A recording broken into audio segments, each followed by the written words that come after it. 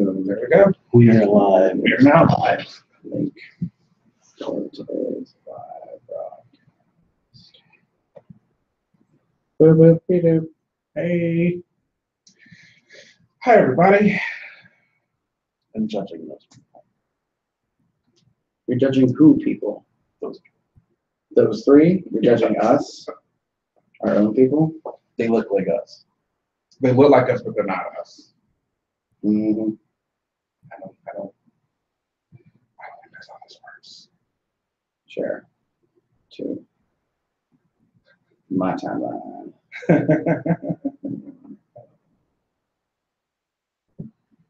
Do, do, do, do, do, do. Do, do, do, do, do. Da, da, da, da, da, da. Close. How much of a delay are we on? Do we know that? Jeff's on here now. Hello, Jeff. Hello, Drew. Welcome. I'm going to try to actually look at the camera as opposed to looking at my laptop. Right. Yeah. Sure you are. Well, I'm going to try, or at least look at you guys. Not more. This is the last of our setup. All right. Okay, so you have the live chat going. I have a live chat going. See? Voila! Ooh, it's very Inception. Inception. So, Insurrection or something like that. Insemination. That too. Woo! Insemination.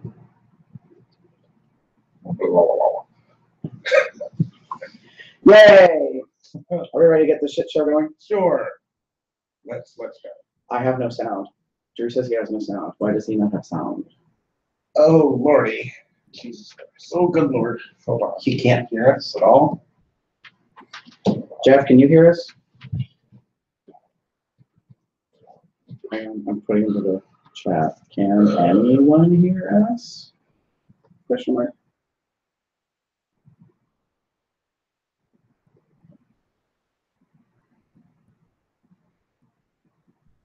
The camera's working. We wouldn't be getting dots if it wasn't working. Hi. Hello. Jeff said he can hear us. Okay. No. So maybe Well, then it's just Drew. then maybe it's just Drew. Sorry, Drew. He would be streaming through his phone while driving. He is looking on the data plan, I think, but I don't know. Although this is, we only have one viewer. Well, maybe Drew dropped off.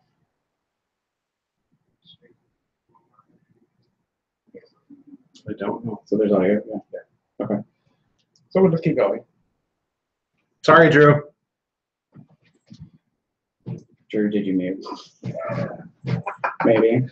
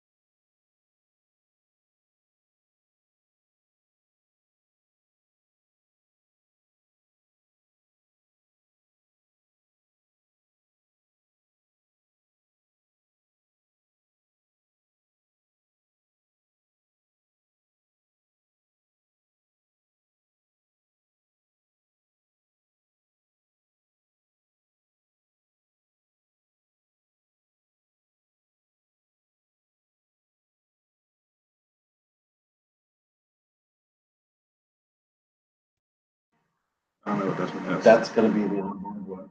Okay. Is it really quiet? Yeah, it's very quiet. But that's the one we used before, wasn't it? No, we were using a different one before. I was using the webcam one. I with the webcam one cut out. Or can you hear us now?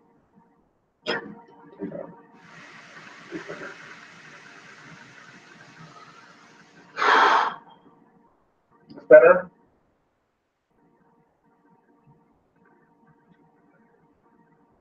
Da da da da da da da. I'm making noise so that you can hear us. Okay, there we go. They can hear us now. Better?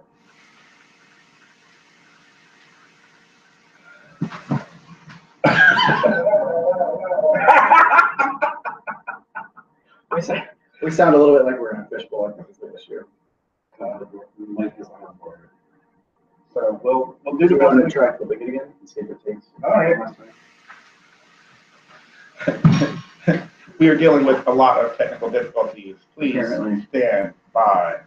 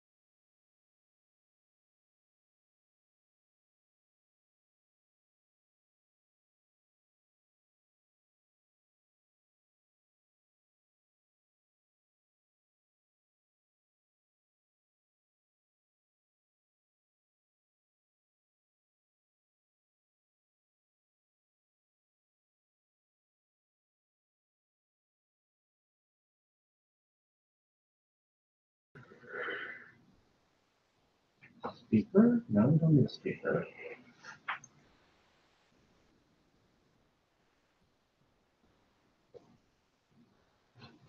Yeah, just play the test sound and see where it comes from. You came out of the Jabra? Yeah. Okay. So Change that to connections. Connects it. Doesn't go move that. There you go. And then hit save. All right. how about now? Anything? Yes? Anything? No? No? Maybe? How? Now. I think I was about to type how about now, but that didn't come out that way. So far. Okay, good. So far what? So far yes? Yes. Hey, Anthony. I don't know who you are, but hi. Thank you, Anthony, for like giving us some Cool. kind of All right. feedback. So we're going to keep going. Is it? So now the question becomes yes? Yes. Hey, Anthony. I don't know who you That's are. not too bad. Sounds better. Thank you, Anthony. All right. Yeah. Take 5. 15, 16, something like that. Hike! All right. Again. So do we want to start the whole like shady over again? Never mind. No. Y'all missed the beginning. So like if you saw stuff but couldn't hear it, basically I accused this one of being shady to that one about bad foreplay. And I was wrong. Yes, you were. I got nothing. All right. So let's do this again. Welcome everybody to Cubs Out Loud, episode 431. It's an OTR, or what we call On the Road show. Normally, you see us and our little webby cams from different places.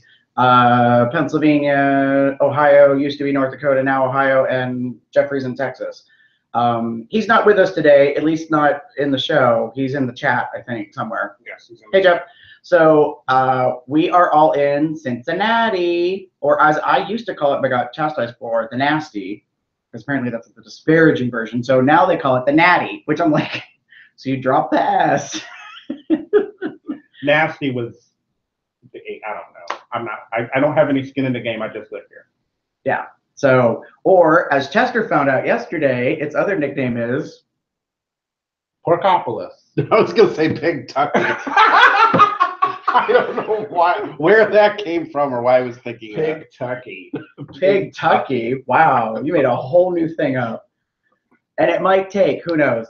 Porkopolis is a reference to the fact that Cincinnati, in its history, used to be the pig capital of the country, or Something at least like the East Coast. It was at one time prior to St. Louis, I believe, the gateway to the West.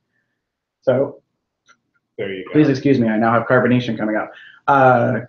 As people started to expand the country, at one point Cincinnati on the edge of Ohio into Indiana was kind of a gateway for river, train, I think, and other transportation modes. That being said, it is sort of our annual post Labor Day, we're in the same place kind of thing. Yeah. So this weekend was Pride Night at Kings Island here in Cincinnati, Ohio, or technically Monroe? Mason, Ohio, which is part of Cincinnati, isn't it? Kind of. I mean, it's like, to me, it's kind of like a suburb, but I guess it's a separate city or township. It always depends. I don't know anymore. There's literally a town called Norwood that is between, like you go, here's the city of Cincinnati, and then there's Norwood, which is actually its own city, and then you go past it, and you're back in the city. Whatever. I don't get it. Yay, politics. Zoning. Yeah. Yeah, zoning is fun. Yeah. So we decided we were going to, I thought we would call it Amusement Park Bears because all three of us were going to be here and we were all going to go to Kings Island. However, in the time of when we set that up, in reality, Mr. Chester got a job. So he was going through training when Damon and I and other folks went to Kings Island Pride Night.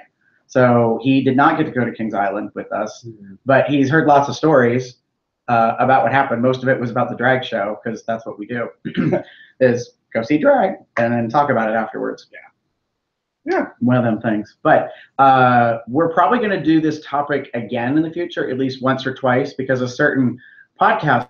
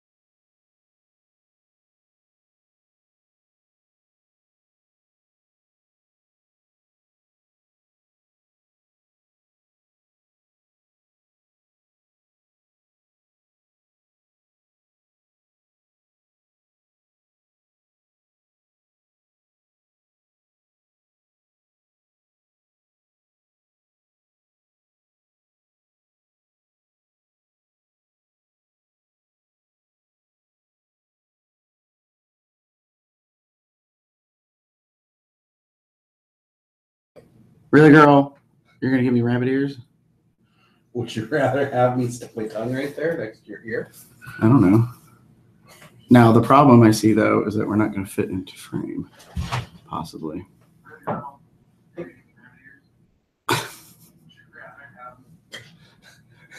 Well, we know there's sound.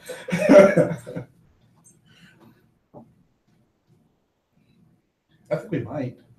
If I look at the Chester. Whoa. Hang on.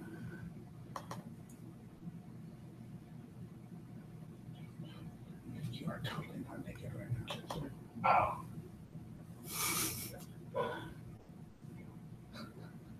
Yeah, finally caught up.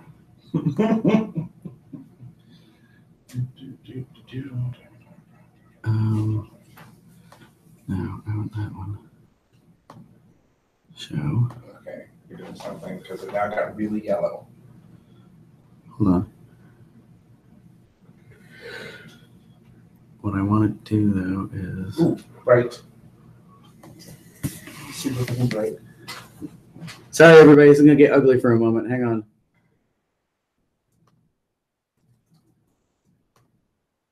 Let's go with this one.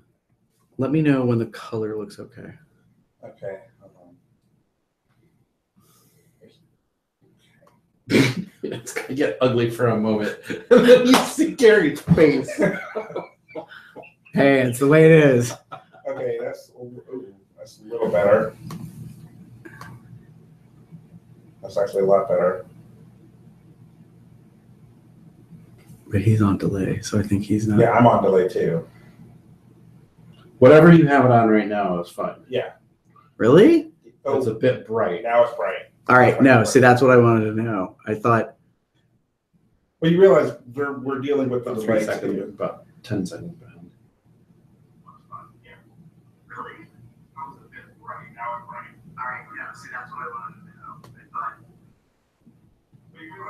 Oh, now you're really close. Still too bright. Okay, let me go back to the settings. COL, which it's this one.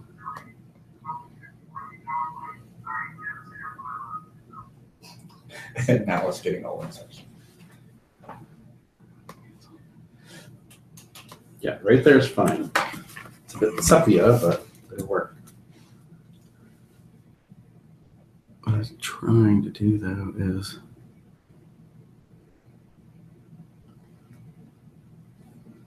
Oh, it's the zoom that I need. Hold on.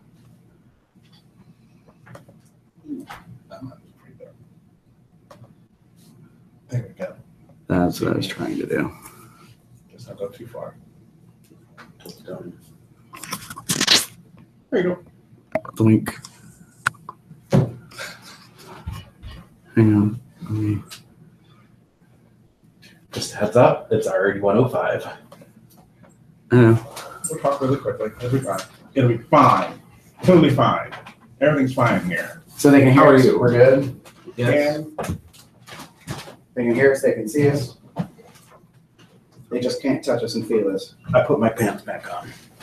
Where did you put your pants? Your pants weren't. Okay. all right. Can you hear us? Can you see us? Yes. Yes. Yes. I hope so.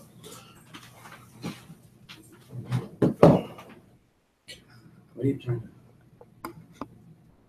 Try and turn it that way slightly. Better. I don't know if there's anyone else in the room. Maybe they've all left. No, there's two watching. Are you on it? I'm on it. And you're on it. So, you know what? Whatever. Yeah, but how do we know if it's recording though? It's broadcasting and it's here. I mean, I'm looking at it, and I'm on my account, not on the Cover a Lot account. Okay. So take 136. Nice. Where are we picking up from? Just gonna hate editing this one for audio. Whatever. Porkopolis, Kentucky. Oh yeah, Pig Tucky made a whole new wording thing out of that. Yeah. Great. Yeah. So, anyways, we're all here in Cincinnati because at this time of year is Pride Night at Kings Island, the Friday after Labor Day, is typically the night that it gets done. And part of that has to do with the fact that the summer season has ended for the amusement park. So the popularity of people being there diminishes, and I think they changed their park hours. That was one of the things we were discussing yesterday, some friends of mine and I.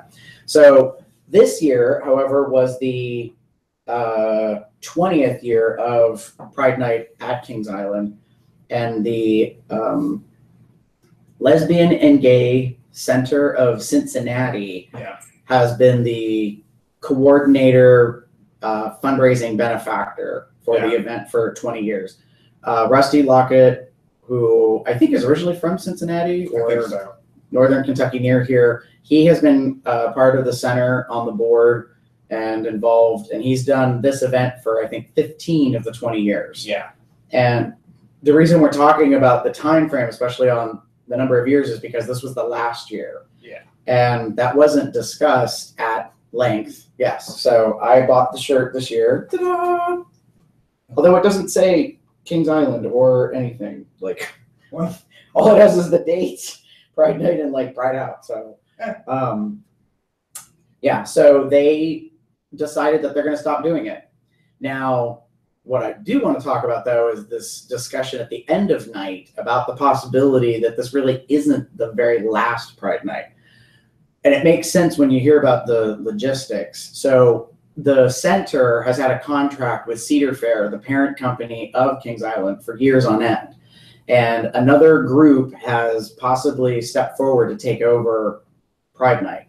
Okay. In order to do that and to renegotiate the contract, you have to end a current contract. Oh. So, and I don't know if this is true. I'm going to fully admit this is all rumor if anybody hears this until it gets confirmed. My understanding is if the center wanted to step out of putting on the event and have someone else take over, you basically have to stop.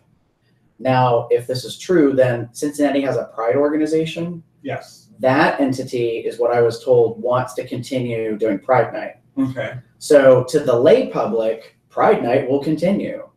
But I mean, it would make sense, especially if they just keep calling it Pride Night, especially if the Pride group or organization is putting it on.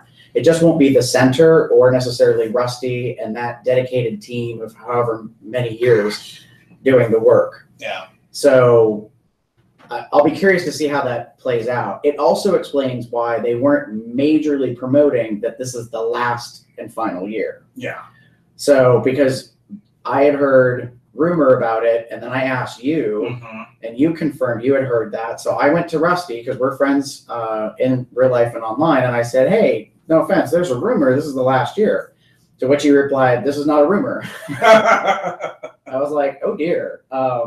So he spelled out to me and then to other friends and a little more publicly quite often 6 to 7 reasons specifically of why they were not going to do it anymore.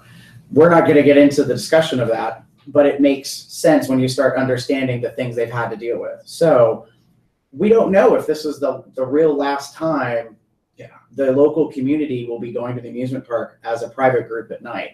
One of the interesting thing is, and I don't know if you remember this term from Jim, what they've been doing, I think, is called a buyout. Yeah.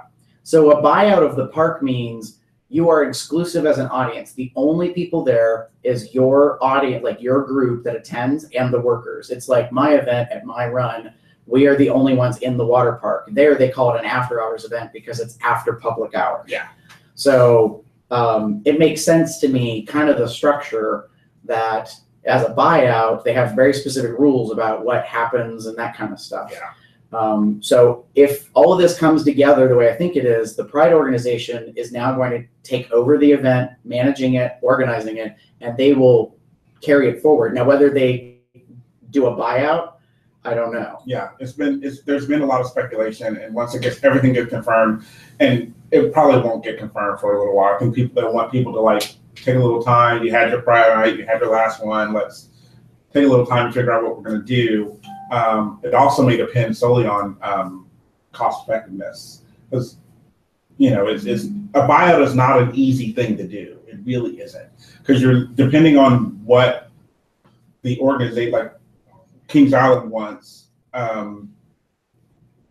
It'll may mean like you're sitting down this large amount of money, and then like that's how like a big like business or company would do. They would sit a whole bunch of money down, and that's basically to pay for the park and using the rides and everything else, and then you have it for so many hours. Whereas one of the issues has been that Pride Night has been doing individual tickets, and you have to buy your own tickets, etc. But I don't know. I hope that I would love for it to continue in some capacity. If it's the same capacity as in it's a like buying out the park for an evening and everyone going and everything else like it has been, great. If it's an organized quote unquote takeover of the bar, like where like gay days and stuff like that, where they actually just everyone goes and they're wearing like the same color shirts, where it's not sanctioned by the park itself. Yeah. Everybody it's kind of like guerrilla. Well, I think so. The thing that's a little confusing for folks is I think a lot of people presume that Cedar Fair and Kings Island put on the event, meaning like they're okay with it, they support it and all that. I think they do to a point. There's been discussions like kind of between people about the parent company being conservative politically and that they may not be supportive of the community. And it's funny because then I think people would say, well, then why do they allow this to happen? And I think the answer is money is money. True that. So if they want the money, they'll take the contract. So I think knowing that the ticket piece is a part of the situation, I can see where the park says you paid X amount, you bought out the whole place. The fact that the organizing also requires them to handle tickets, I can see as like another layer. And from the park's perspective, it's like more work to be done because you've already paid, let's say $50,000. You bought out the park, like, so tickets make no sense in a buyout, but they do as an organizer because you need a way to like control the traffic, the flow. Plus, the only people that can get in are the people that have tickets. So that makes things, a kind of challenge. Like my event, we do wristbands. So there's a certain amount of wristbands and there's a head count, and then we get charged based off of that. Not sure what that was. There's a ghost in the house, apparently. So Jeff says he can see and hear us now, doesn't realize we're back. Yay, we're back. And we've been chatting for a little bit. So rewind, catch up, I don't know. What we're talking about is the amusement park aspect of it, and that this is supposed to be the last year for the event. But there's a possibility that this isn't the last year as an event in general. I think.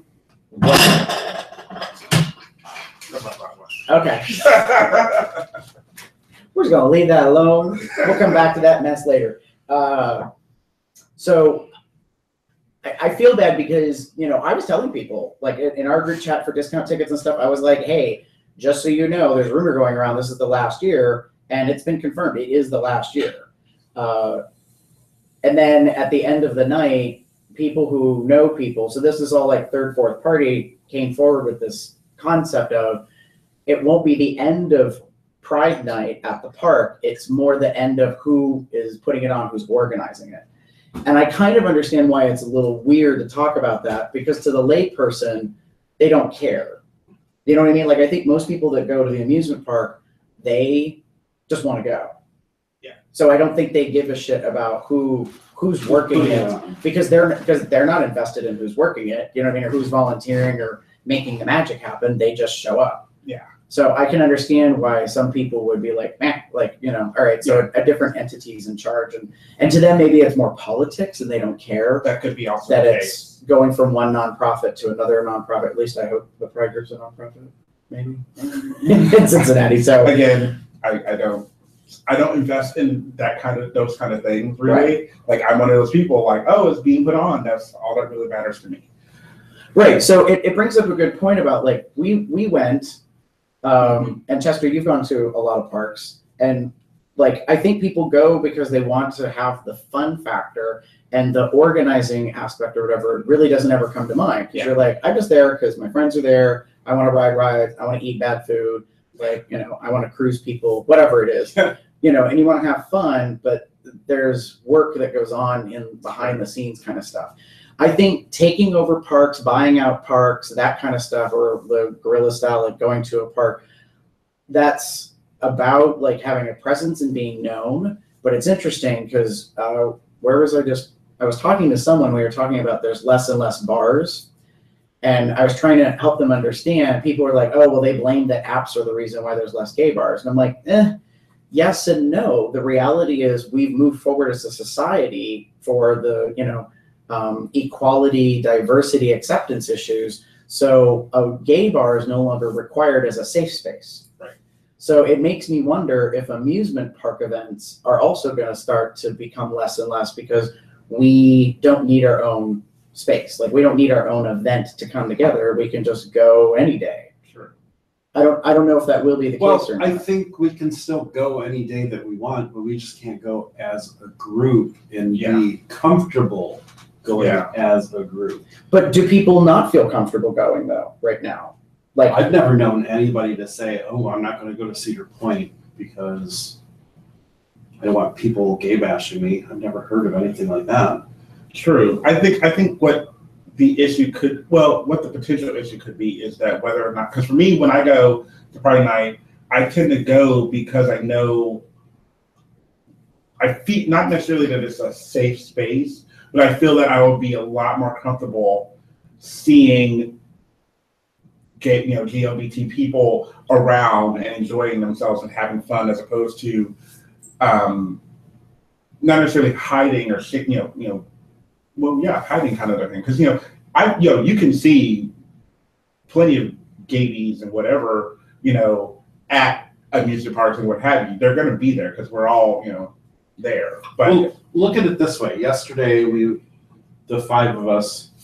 three of us, plus Evan and Drew, we went to the Rheingeist Brewery. Oh, that's right. We were all wearing our Cubs Out Loud shirt. Did it bother you that people may have seen us and said, I wonder if they're all gay?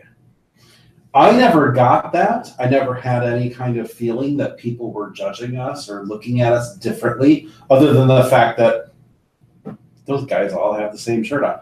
Yeah. Until we were in the store yesterday, and the one guy stopped us in the aisle, and he's like, do you guys know each other? I realized he was joking. Right.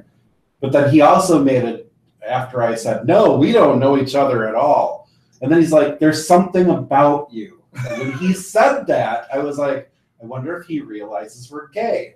And then he's like, I got it. You're all wearing beards. And then I turned around and I said, no, we're just all fat. Which seemed to confuse him slightly in that moment. I thought, why is that confusing him? But anyways. So it was one, that's kind of funny. Sorry, I don't think I heard that, but so you weren't there. Yeah. What happened was yesterday, just so everybody knows, because we come down to Cincinnati for Kings Island for Pride Night on Friday night, some of us, when we do is we make a weekend of it. So Evan and Chester came in, they stayed here at Damon's. Drew and I came in, we stayed with our friends Jeff and Ronnie. A lot of people were at the park on Friday night, but then they do other things on Saturday. Like we ran into Kevin and Hal, or at least I did, at the brewery yesterday. No idea that they were going to go there. I knew they had been at the park the previous night, even though I didn't see them. And that's the other thing is this year was an all-time record-setting attendance.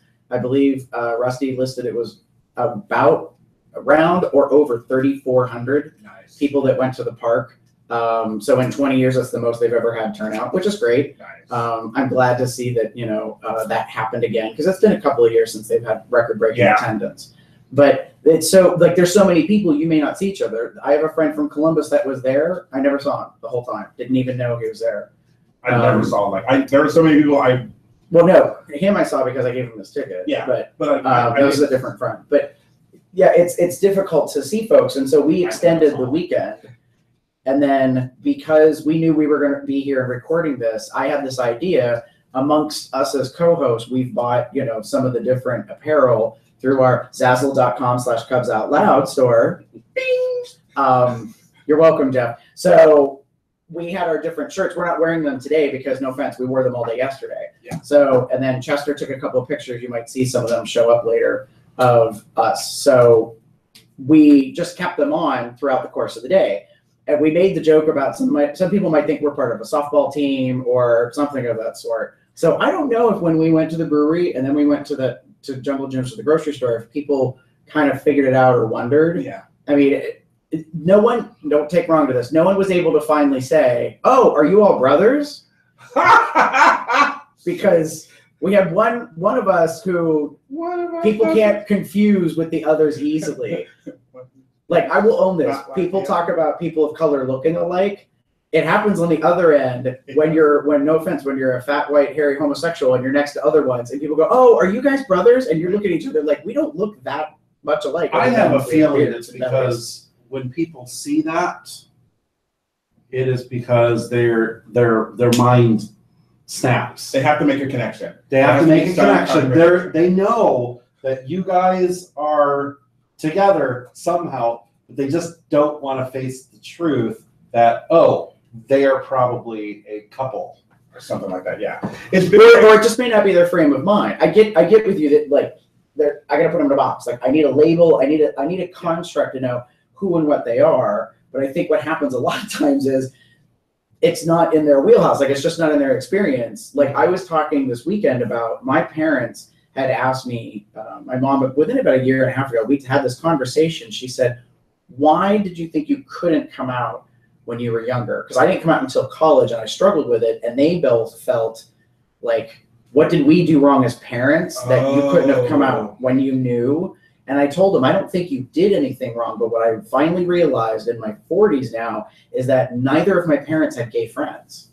There were no gay men in my younger life that were friends of theirs that I ever saw. That you could see that they were okay with it. Right, or that could talk to me if I needed help. Like, I had none of that context. So mine was nearly 100% social driven because we weren't really a religious family. Like, we didn't go to church or house of worship. So they're surprised to hear that I talk about how faith like told me I was going to be, going to hell and all this kind of stuff. And so it's interesting because I think if you just don't have it in your bubble, you don't see it. And I think that's what happens to other people is if they don't have something, a reference, like hairy homosexuals in their lives, like they don't recognize, oh, this might be a gay man with another gay man. I mean, like they just be like, oh, these kind of look like more modern Amish dudes or something. It was very funny because one of the fun things for me about yesterday was, so what was going on at Ryan Guys was something we didn't expect or know about. It was it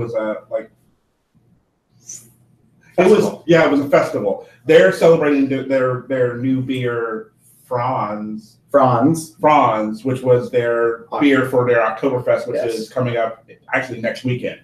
So so they're having this big kind of festival at the event. Carnival Festival. Yeah, Carnival Festival. They were playing Cornhole. If you saw us on Comes Out Loud with the video of Cornhole, Cornhole is a beanbag game. It is not. So, are the worst part of it. So yeah, but I happened to run into two friends of mine from college who I knew lived here, but I haven't really had an opportunity to see in the 14, 15 years I've lived here. So it was just random occurrence that they happened to be there, and they saw us and saw our shirts, and they all knew we were there together. They know me. So we just had a really cool kind of conversation about what they were doing, what they've been up to, and they asked about Comes Out Loud because they saw the shirts, and the husband actually started a gay straight alliance in his high school. He works for a high school. And he was asking, is Comes Out Loud age appropriate? And I kind of went, no. Well, it can, but it can't be. Yeah. So it's interesting that you talk about that he has this GSLA thing that he's working on, which, by the way, your friend is handsome. I mean, I'm not saying that I, want to steal him from his wife. It's just when we were at the bar, at that part of the building, you and Chester and Evan were standing behind me. Drew and I were at the bar, and then in a moment, like you guys were sort of gone. You had been taking pictures, and then you were no longer to my right. And that was when the bartender, the woman, said, "What Comes Out Loud?" And I said, "Oh, it's a podcast." And I turned around and I said, I'm like, we co-host, and I think you were still standing there at the moment, and I turned and I went and I had to find you in the crowd. You were, because he was standing like behind you. Right, I was like directly behind me, so I had to kind of go like this, and I was like, oh, I'm like, he in the red shirt, I was like, and then, we're all co-hosts, and like, these are friends of ours, but I noticed you were engaged in this conversation with this couple, and I was like, who's the dude and the girl, like, that Damon's like really engaged with? And at first I thought, oh, that's really great that Damon, is just randomly talking to people. Because I thought like maybe they asked you a question and you just dove right in. I just assumed that they were your coworkers. I was saying, and then later you were like, oh, I ran into people I know, and I was like, oh, well, that makes sense. Not that you always have to do that, but to me it was so random. I just presumed they just started talking to you, like, hey, what's up the shirt? Considering, Well, I was standing somewhat nearby when you saw them or they saw you.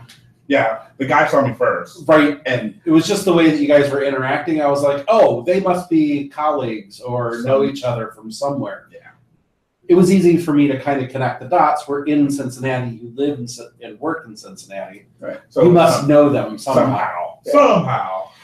So yeah, it's interesting because we did do travel around yesterday. So we did the brewery stop and got to have beer, played cornhole, and then went grocery shopping, and then after that dropped groceries off, and then got back together and went to dinner. But during those two outings, we were all wearing different versions of the same logo shirt, and it definitely got people like looking. So if suddenly things like web links or web browsers or looks go up, that might. Well, I know the tour guide at the beer place is the first one to say something to us. In the middle of his spiel, he turns to us. He's like, "I really like your guys' shirts," and then went back to talking. Yes. Which did make it awkward because I was like, I wanted to talk to him, but it's like now, like, yeah, you're in the middle of giving like the explanation. It was very non sequitur. Like it was just like it was like a, and then he went to go back, and I thought, but we could talk about like why we're wearing it, and now we kind of are like, well, now we're in a spotlight because you did it in front of the whole group. Right. And the other part is, folks don't know, we arrived late for the tour. We got to the brewery relatively on time, but then there was no street parking to be found for a couple blocks. So we drive around, we find a spot, we get out, we go in, and then unbeknownst to us, we went in the exit because it's not clearly marked when you first walk in the building. You're supposed to go left and then up those steps, not right and up the other steps. So we dump out into the big hall, and we're like, oh, all right. Where do we go? So we're trying to figure out where to go, and the first thing we spot is this woman walking past in their blue worker shirts, and I didn't know at first they all had the same thing. They have a name patch and it says Franz. Well, I thought like all of them have different patches with different names and it's cutesy, like maybe her name is Frances, but here she goes by Franz. So I was like, hey Franz. She kind of stops, and I was like, first of all, great shirt. And she's like, thanks. And I said, we're here for the tour, but we're a couple minutes late. It's like 6 after. Like, do you know where they're at? She's like, yeah, they were here. The big group that just literally passed you is them. And she's like, they're headed over there. So all of a sudden we're like, so we go to run over. And so I'm like, hey, sorry, we're late. Like, we had a thing with the parking. Is it okay if we join the tour? We know you have like a head count limit or cap. And he's like, no, it's good. So like we come in. So I'm feeling awkward because we're late. We're all dressed in the same like kind of shirt style. We walk in, everybody else on the tour has a beer. We don't have a beer. So we're going to do a beer tour without even having any beer yet with us, which isn't bad, but it set this whole thing. But I knew we were probably going to be okay because the woman that I stopped is wearing their logo Rheingeist shirt, but it's the Pride colors. It's definitively a gay like version of their label. So I was like, damn, like that's awesome. And then come to find out, it is only available during Pride. You cannot get it any other time of year. They don't have any on hand. No stickers, no labels, no shirts, no nothing, because that was June. Yeah. It's now September. Like, damn it. I have a feeling that particular employee who was wearing that shirt, well, I would assume any employee who wears that shirt has to get that question a lot. I love your shirt. Where can I buy it? Right. Because as soon as I said that, she immediately was like, it's only available during Pride. You're Yeah. like, oh, that sucks. And then when we stopped at the shop towards the end, when you guys went over to start looking at playing cornhole, Drew and I were looking at the stuff at the shop, and luckily the one label that we were interested in, they have probably 30 or 40 different kinds of beers, and a good portion are seasonal. And at the end of this month, they're releasing Dad. That's literally the name, DAD, and it has a plaid like pattern, and it's their holiday special. So going into the holiday season, they come out with that. Well, the only thing that has that is a glass. And Drew and I had been talking about like the different names and some of the stuff, and we thought that Dad was cute to make us something as part of like a gift basket for like a thing. Yeah. So he's been on this thing all year. Like when we see little things like stuff that is, you know, has to do with like masculine archetype things, like, oh, that would be fun. Like if it's a candle or like coffee or just anything. And then you could kind of mix and match pieces and eventually make different types of baskets. So we were joking about like making a daddy basket, and like, so how fun would it be if you had this glass of the label to the beer and with a 6-pack of beer, but the beer's not available yet. So it's a little interesting that the glass was already available. I think it might be left over from last year, but like all the Pride stuff, nothing. And the girl at the booth, the shop, I said, you don't happen to have anything with the Pride, you know, the rainbow? And she goes, no. She goes, in fact, a lot of us here wanted, and we started after that event or like that time. She's like, and now like we all have to wait. Like we can't even, like they're not gonna put an order in for the staff or whatever. Wow. And I was like, oh. And then I asked her, I said, will it be available online or only in site? Because I'm already preparing. I'm like, I'm pointing to you because you live here. So I'm like, you're gonna have a big order.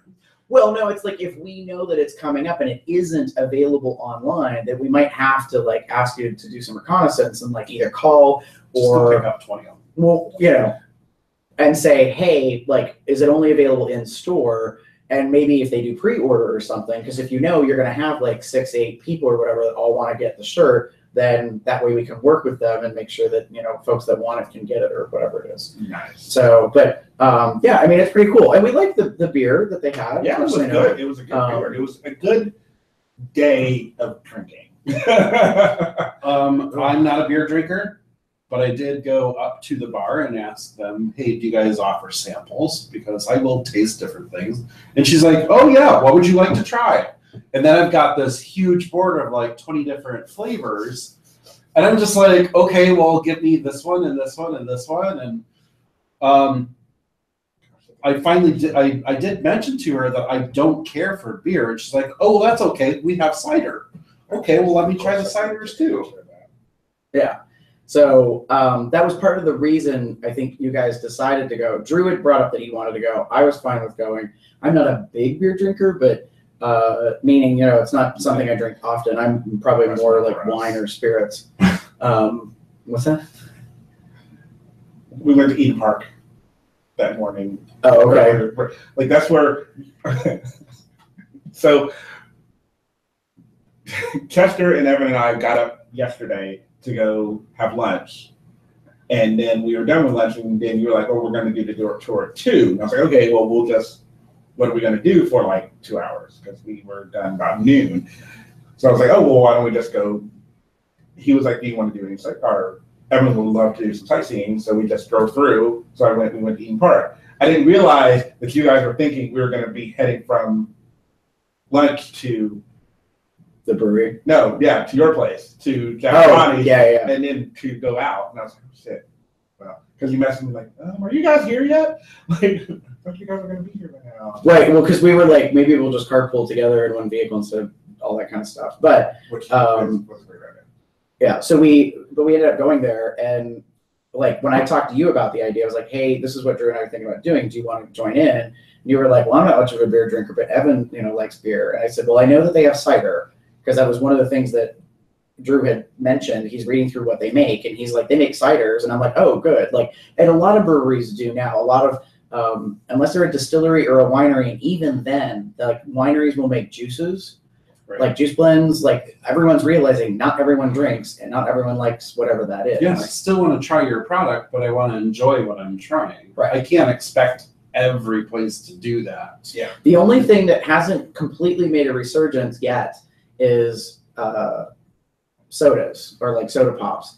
during Prohibition, nearly all breweries that like stayed in business switched all of their bottling lines completely from making beer to making soda pop. Huh. So I'm curious about that. I know Sprecher does. Sprecher does soda and beer. Right. But I don't know about any other company. well, right. So a lot of when Prohibition ended, a lot of breweries went back to making beer, just kind of stopped the soda unless it really was a significant success or whatever. Sprecher is one of the better known ones that like stayed on with that kind of stuff. So some breweries have both available. They have canned and or bottled sodas as well as the beer. Some of them make a near beer or a non-alcoholic.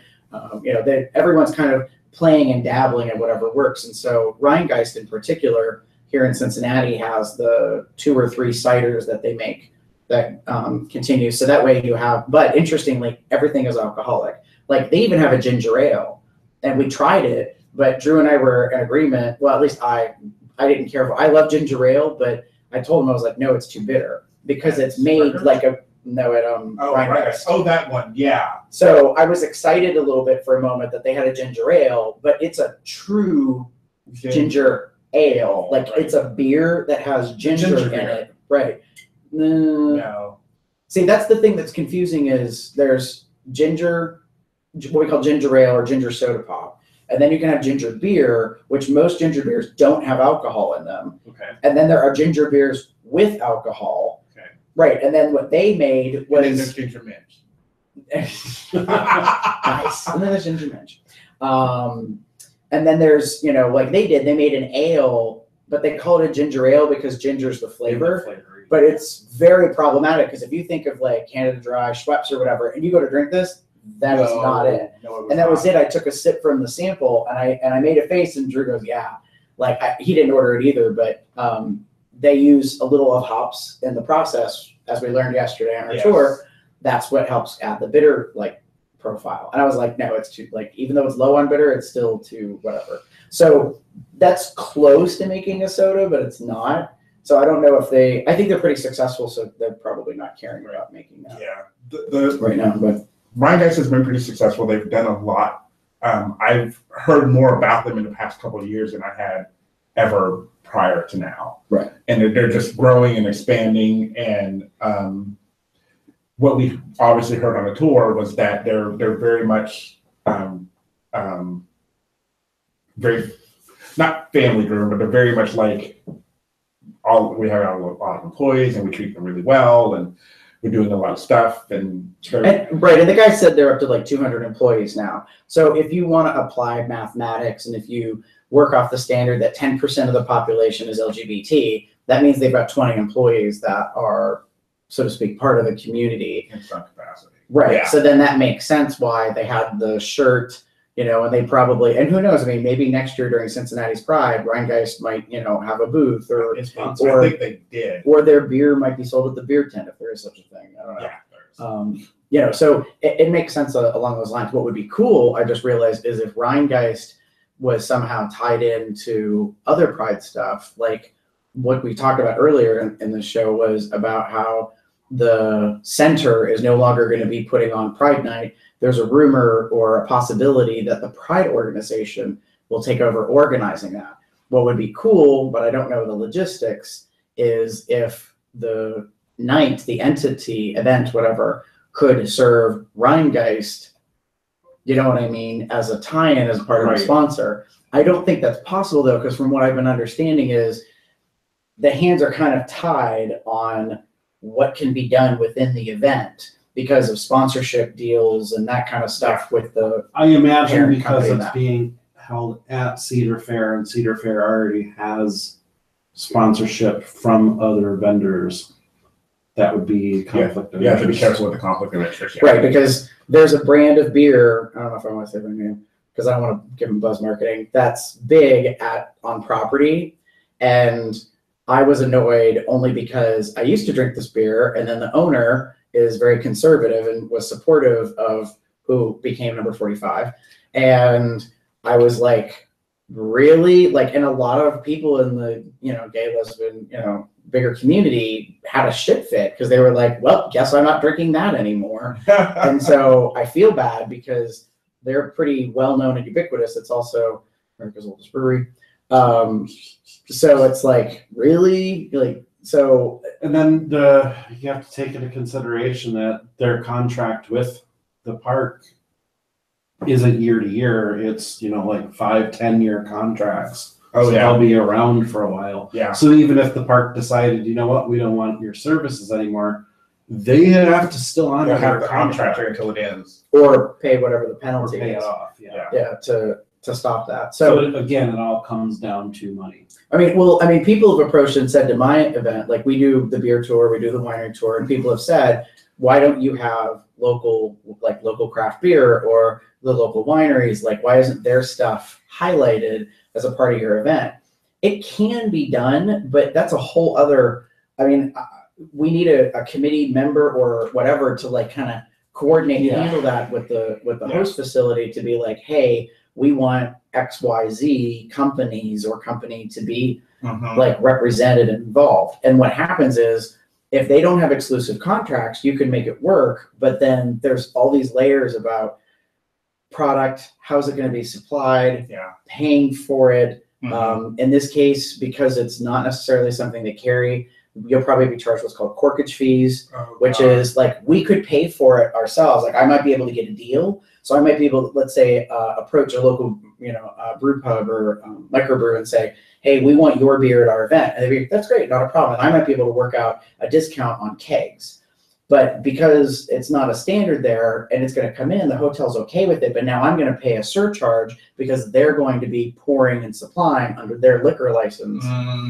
And people don't see, that's what I mean when I started earlier in our conversation about people don't know the background, the inner workings. They just want to go, they just want to have fun. They don't give a shit about who has to put all the effort in. Yeah. And we're unique because we know people that put on events and put in the effort. So like when it got to be the end of the night of the drag show at Kings Island, Rusty was up on stage and he's, the person that's, the front man basically, and puts in a lot of effort. And he was trying to remember who to thank for all the stuff that was happening. And it was funny because Tyrese, who's the MC, the hostess, as the drag queen, she, called out the previous, queens, the previous entertainers of the night to line up. And then she asked Rusty to come up because obviously, recognizing and thanking him. And a decent number of people, I'm not going to say 100%, but probably maybe 80 to 85%, I don't know if you were there at that moment, stood up and applauded Rusty. Well, if you know that he's been working this fucking event for 15 years and he's stepping down, like this is the end, not just him, but, of it, it's like, we're trying to give the recognition to the people that, labored to make that happen. So I'll be curious to see kind of where that comes out. Friday night. Yeah, in the future. Because to go back also, another callback to what I said earlier is, let's say that like they take a year off. Yeah. It ends, quote unquote, then like what else is left? Because my it's a long story, my stepmom Carol said about, well, what doesn't Cedar Park do a gay day? Which amused me because she didn't know Cedar Fair owns Cedar Point. And so, right. And I said, well, they don't have an official day. I'm like, but they do it on Father's Day. And I was trying to explain the concept. I'm like, it's a little bit of a spin-off to Gay Day at Walt Disney World or Disneyland, where you wear red shirts on a specific day. I'm like, but you go into the park. I'm like, but the park doesn't endorse it. Like they don't advertise it. They don't promote it. It's just more people show up. Yeah. And I think that's what some people now find more confusing is like, why do you do it that way? Like, why? Because I think in some ways they're like, well, if we have marriage equality, and this kind of stuff, why aren't you just having a day? Like what? Like if it's okay and it's acceptable, why aren't these businesses working with the community to promote or to have a thing? And it's like, yeah, that's not always the case. Like, there's a lot of inner workings that sometimes need to go with stuff like this. It can't just happen. Like it doesn't just even if you're doing something along the lines of like a gay days where you're kind of invading the park, you need to get word out. You need to get people to show up. If like, oh, we're going to do gay days and 5 people show up in red shirts, then it's not, what is the impact there? I mean, maybe it's even worse because it's such a small group of people. But well, it ties to something I have a question about. You went a week ago, Thursday and Friday to Cedar Point, and Friday was Pups at the Park. Yeah. But Pups at the Park wasn't an event per se. No, it's just something that I put on myself, and I invite other puppies to join us at the park. Right, and when you went, you guys didn't wear your hoods No. in the park. Although we had them, we just never wore them. Okay. I'm curious though, I think the park would have made you not wear them. Probably. Yes. Because So most parks have issues about costuming Masks. and masks, like that Yeah. you're not a part of that was whatever. So I was part of a chat group, Miami Valley Pups and Handlers, which is out of Dayton, and they were talking about wanting to, let's get on a ride and wear pup hoods and do the ride and all this stuff. And it sounds like a really great idea in theory. And then one person happened to look at Kings Island's website and realized they have a policy about masks. Yeah. And he posted a quick screenshot of it, which pretty much says no. Yeah. And it was like, oh, okay, well, it makes sense because reality is it's a safety issue.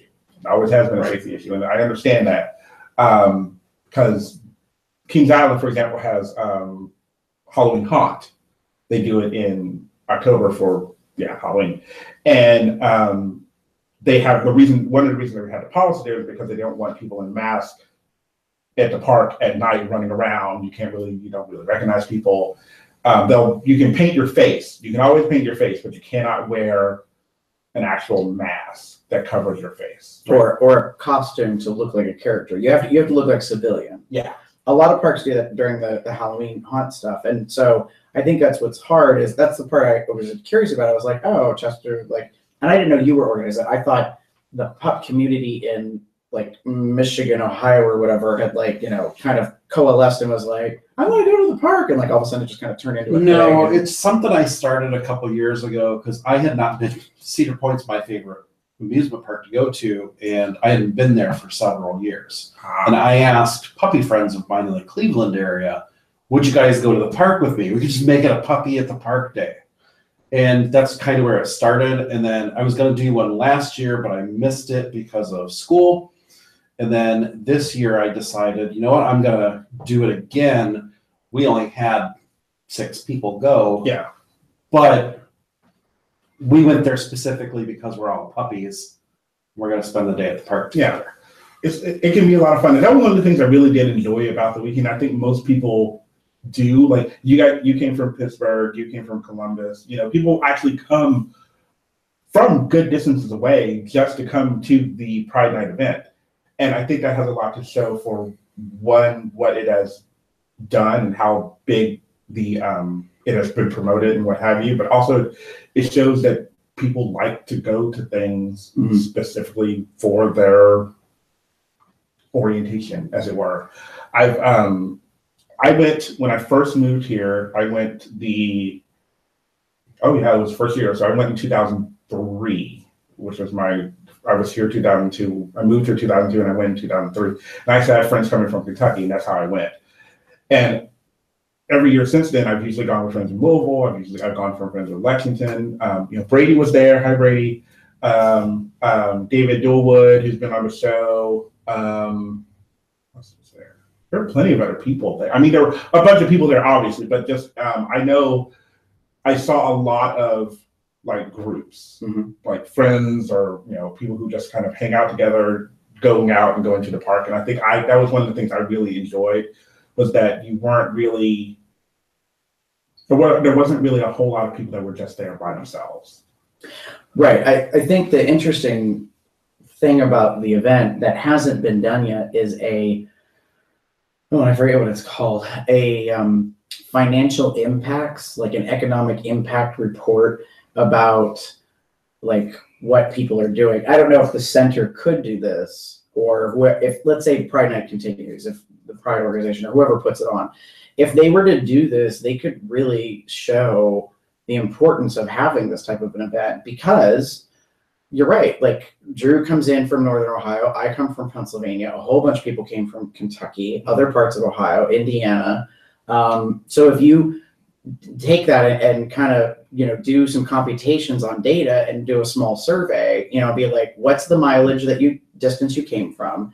And then ask other questions like, did you spend any money in the area, such as a hotel for overnight stay, gas, a restaurant? Did you buy anything in the area outside of the park then you could make that as that impact kind of bubble thing and say, look, this solo one-time, one-night event didn't bring just in, you know, like roughly $40 per person for park admission. It brought in, on average, $30 per person to the area, or $50 or whatever it is. You know, so let's say, you know, it's $100 per person, and if 3,400 people went to the park, you know, it could be, you know, roughly $15,000-$20,000 of an economic impact just by simply having an event because of the folks that come there. But people don't think necessarily of those things. And so, you know, some events are really good about that. Like, I think Claw recognizes their impact in Cleveland, and weren't they given a year ago, like, recognition by the city as like one of the longest standing impact events, you know, in the area. But the only way that probably happened is because someone told the city, like, hey, we've been doing this event for 15, 16 freaking years. Here's the number of people that have attended over all those years. And someone probably did the math, like just said, rough estimates, like there's nothing exact. Every person paid a minimum of $100 to attend the event. And then they paid for hotels. Like, they might have the data on that, like how many nights were actually paid for those years. And then turn around and say to the city, we've brought $5 million in, like, over 15 years or whatever. And then on top of it, we've raised all this money for charity. And then the city might be like, oh shit, like, you know. So earlier you mentioned something about the individual parks sponsoring these. And I know I've mentioned several times that Gay Days at Disney is not sponsored by Disney. They don't want to put their foot into it, but they're incredibly aware that it happens. All of their employees know. They warn their employees ahead of time. By the way, attendance is going to increase. Marketing puts things out that have rainbow colors on them, and they move them close to the registers. When you go up to a register, you see a little pin display. It's all the rainbow ones. It's all the ones that are sparkled or whatever. Disney is. It's all the pretty ones. It's all the pretty Like, ooh, did you stone that pin? Disney is fully aware that this happens. And in fact, this past year was the first time that Walt Disney World had put out a T-shirt with a message on it promoting gay love. It was their T-shirt that said "Love is love." Oh, they actually did that? Yeah. Oh, I saw a lot of those shirts, but I saw them online and I didn't see them officially from Disney. No, I wouldn't. I found one of them in the store and I checked the tag, and it is branded Disney. Well, but the only Disney products can be sold in Disney stores, though. Correct. So I didn't know on a property any of that was there. I saw a lot of online stuff, and that's what's kind of irking me. Like, I don't know if you guys saw the thread about the Snoopy post. So like, there's a Charles Schultz like Snoopy, and it's got a pride message to it. And my comment was, because it was an ad in my Facebook feed. Do you think that the Schultz estate approved of this? And some people didn't understand where I was coming from. They thought like I was trying to say that the Schultz estate wouldn't be approving of the community. And I'm like, no, that's not, you're missing the point. He created this. It is his legacy. It's his artwork. And you and I kind of talked about this, like as a photographer and other artists and stuff, you make things, but then your shit kind of gets stolen. Like people take it and they repost it, they reblog it, or they turn it into a product. So like, not to pick on it, but your shirt, we don't know if all of those entities for licensing approved of that being made. Some care, some don't. Like, I was just discussing this, I think this weekend, about like Star Trek versus Star Wars. Star Trek has been very litigious. They get super bitchy about people making things with their like iconography, like all the rest of that inspired by them, Right. But Star Wars, on the other hand, Lucasfilm figured out years ago, let the fandom have their fun. There is official merchandise, and then there's all the other stuff. So it's like, so you'll see mashup things of like, this is probably doesn't exist, I think, like Papa Smurf as Obi-Wan. Like, they don't care about that because they're like, it helps promote us and it gives a flavor of a community sense to the fandom. And that's the one thing I've talked about, as I said, that's kind of a notable difference about Star Trek versus Star Wars fans, is that Star Trek fans tend to be very devout to it. And like, there's a thing about like, I don't want to say it's austere or whatever, but there's kind of a different handling. And I think part of that comes from CBS, like, and, you know, the parent companies, like how they handle stuff. So that's one of the things we were discussing is like, it was last weekend when I was in Pittsburgh, because Heather's always been into Star Trek. She said, what's shitty is the new Discovery show's coming out, and because they were in production and making things, all of a sudden, these websites and different things started getting some cease and desist letters and these other things because they're about to put out a whole new genre bubble, you know, wave of things that relate to the universe based on this new television show.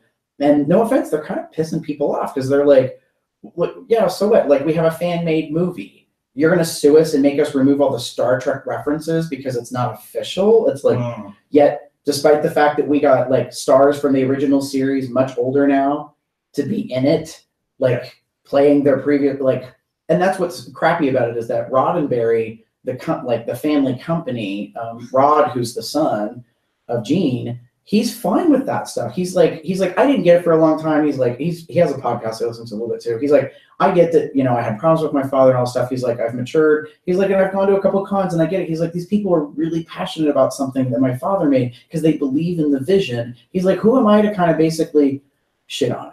Like, basically, you know, like we've said many times, like, why would he yuck their yum? It's like, they're not bastardizing it. Like, they're not using it to make war or to cause problems. They're, you know, in love with it. So his perspective is, I don't care, but he doesn't own it. His family doesn't own the rights. He can't, so he can only kind of voice a small opinion, and then everyone else is left to do whatever. And that's what I think is unfortunate about all of these things is, you know, how does that stuff work out for people, what they want to do, where they want to go. Yeah. And so when it comes to the amusement parks, when that stuff happens, I'm always like, oh, that's really cool. And like, I want that shirt, but then I'm like, and then I pause and I'm like, yeah, but if it's not official, like, it's kind of crappy that someone else obviously is not only going to make the buck, but like, it could be part of a problem, you know, if it goes to court or whatever. So I'm surprised to hear that did you take a picture of the shirt or did you buy the shirt? No. I will retract what I said earlier that I thought it was love is love. I don't think that it was that shirt. I think it was one that said peace, love, Disney. Okay. But it still was rainbow, and it was still something that they started selling like the week before Pride. Mm-hmm. I'm pretty sure that my ex had bought a shirt. I don't see if he'll send me a picture. Yeah. Because I know that, like, when we went to Disney, when Drew was living in Orlando, and we went to Gay Days and did a bunch of the parks, that was one of the things we talked about is at that time, which is now like 3 years ago, we talked about this, like the hidden messaging thing, because I think what a lot of these businesses do is they're in business to make money. That's fine.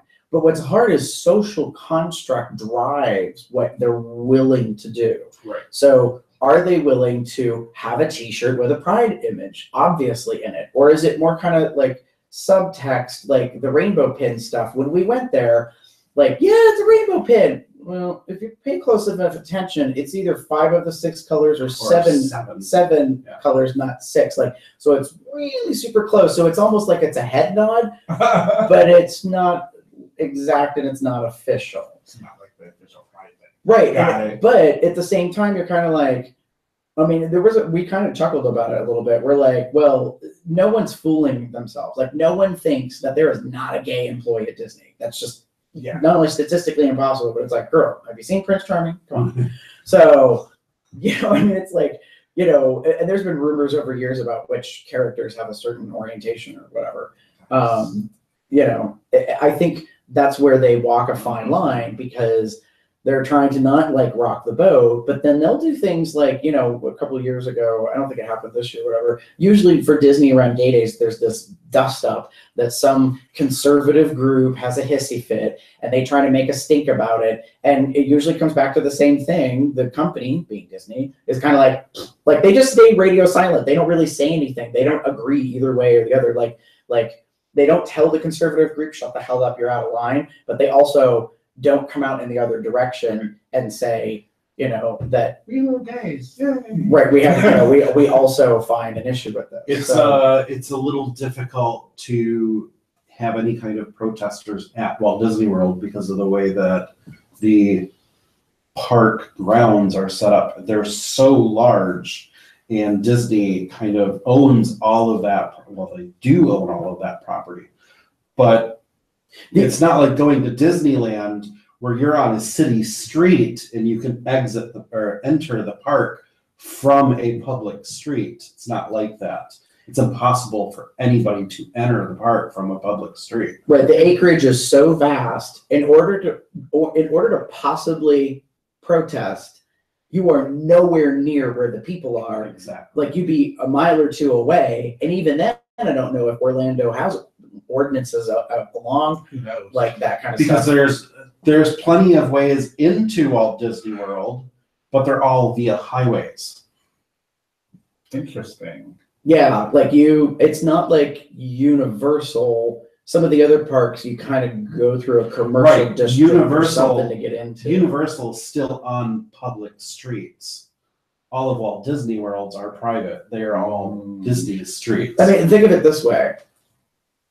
Land the size of your dining room table. The park is like dead center and maybe where the laptop is. Do you know what I mean? Like there's Yeah. so much Around buffer. it. Yeah. Like it's crazy as to the like still to this day I'm curious about how they really did that. I'm sure it's in a documentary or in a book or something about how they used all these like pseudonym names to buy acres upon acres. I mean just like tons of shit, and then all of a sudden it's just like, oh, by the way, these 50 businesses or whatever, I don't know what the number was, are really just one company, and they just basically bought up 8% of the entire state or whatever.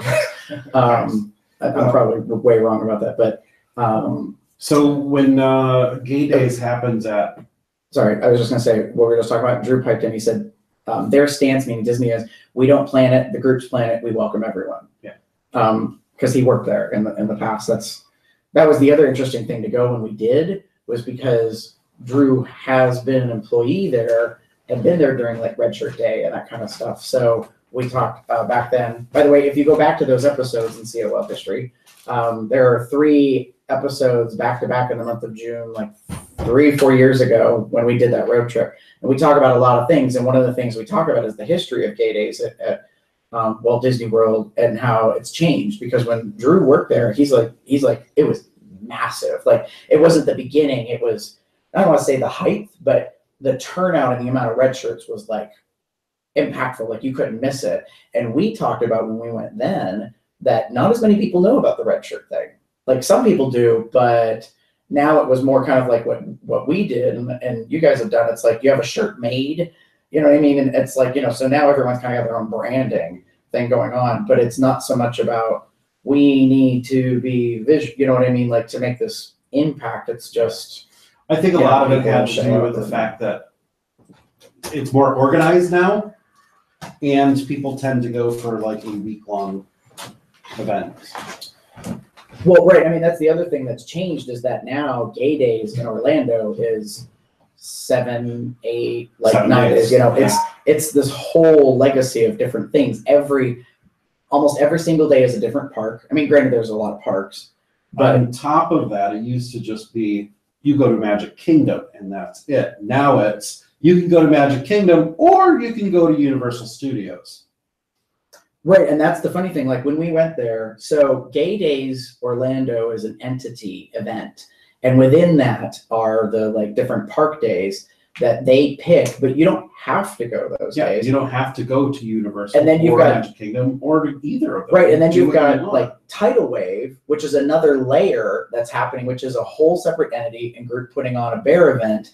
And so, is the bear run going to the same parks on the same days as Gay Days try or to. not? Right, but we were trying to explain it when we went. It's like, no, you don't have to. The only thing we said officially we wanted to do was go to Kingdom on the day that pretty much everybody goes, because that's when you're probably going to have the most impact, like at least to be seen and the most folks to run into. But that's why that whole event and everything is so unique. But then you've got Cedar Point, which is a park, no offense, and Sandusky.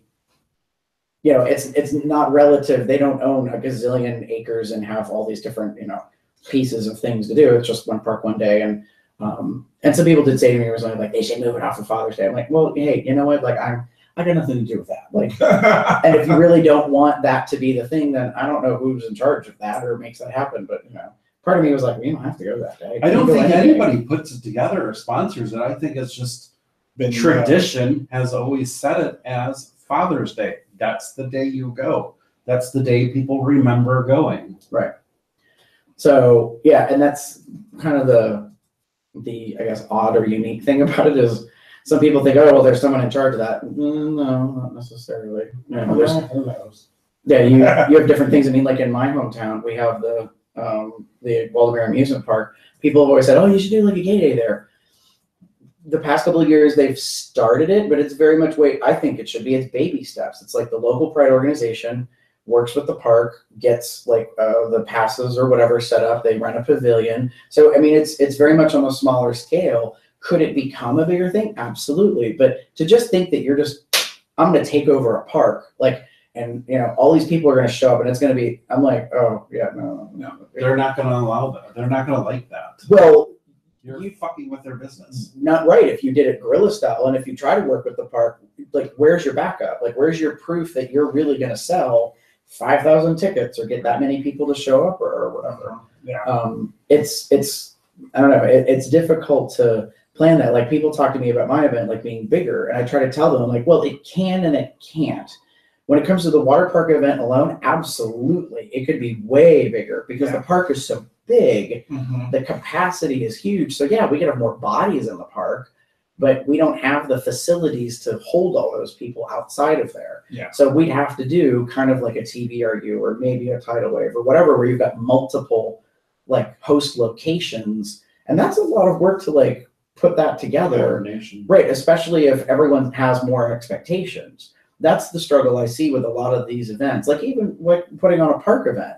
Yeah. Not everyone wants to ride rides. Yep. Not everyone wants to see the drag show. Yep.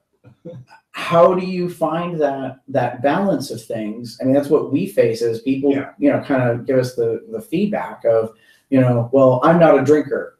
So no offense, I don't care about your beer tour or your wine tour. All right, that's fair. But then it's like, well, what are we going to do? What are we going to do? Yes. Oh, it's cute. Someone's sleeping on the couch. And they're a little loud. So the interesting thing is finding that balance. And what I tell people is like events like this, your audience is varied. Mm-hmm. So like my event, it's 21 to 81. And the income background, all of that stuff is so wide. Yeah. It's not like I don't know, like the floral, shop owners of America conference. Yeah. Where it's a little more specific and you can kind of work with that, I guess that demo a little bit, harder, easier to build stuff. It's like, no, I've got people all over the place. And, I want to bring up, because it's out there in the world now, there's a new event coming on the horizon next August that now I find it interesting. Part of this concept is World Bear Weekend in August in Kentucky is being organized and put together by the same individuals maybe that does NAB. It is not being done by an organization this time, but what Adam's trying to work on is, interestingly, he wants to bring together the bear and leather and pup communities into one event. And then they're also kind of recognizing, interestingly, the like kilt wearers aspect. So there's going to be contest titles to go with that stuff. And it's basically 6 months off of NAB. Yeah. So in theory, my understanding is there was kind of a request, I don't know by who, to have like a summer or fall or, an NAB 0.5 or whatever. Like people wanted it twice a year. I guess some people did. So it's an interesting balance, but what Adam's trying to do, what I find interesting is he's trying to bring together various aspects of the community that do their own things into one event. And I don't know, I'll be curious to see how it plays out, but he decided to announce it 1 year in advance. Yeah. Hey, this is a thing. It is actually booked. It is planned. Like, you can start doing this stuff and that kind of thing. So I'll be curious to see how that goes. I'm optimistic, but I'll be honest, I'm kind of like this, because part of me is like, do we need another event? And what's unique about this event? Like, why do people want to go to this event other than people are going to be there? But then like a conversation I have this morning, some people say, why are you still going to X event? That event hasn't changed in this many years. It's kind of boring. And the answer is, oh, but my friends go. So, you know what I mean? It's like, but I think that could be said about a lot of events. Yeah. Like, I've never been to Tidal Wave, but I think some people that have gone for a good number of years might have the same opinion. Like, yeah, so what? It's in a hotel. It's full of pool parties and dances. Woo! You know, every year I've gone to Tidal Wave, I've done something different with it. It's never been the same. What the event entails has not changed, except for this past year was the drag show. right? Other than that, what I put in and get out of it has changed every single year that I go. And that's the But way. that's the difference, though. You're a self-starter who will create things, and that's the balance. Like I talk about with my event, that's hard because like Drew and I, we're best friends, and he joined the committee this past year. We talk now internally about there are people who will be self-starters, I call them. Like they will come up with things to do if the event listing doesn't appease them, or they've come enough times they're like, meh, okay, whatever. Then you've got other people that are like, they're not that way, and they want to be not spoon-fed, but they kind of want their hand held, like go to this and do this thing and blah, blah, blah. And that's the challenge, because especially when you have a lot of people who put on an event who are the self-starters, the go-getters, they kind of have a difficult time recognizing what it's like to be a person that doesn't have the creativity or the imagination or the skills to just invent things to do. I've seen many bar events do bear runs and whatever. They do these things where they actually plan quote unquote free time.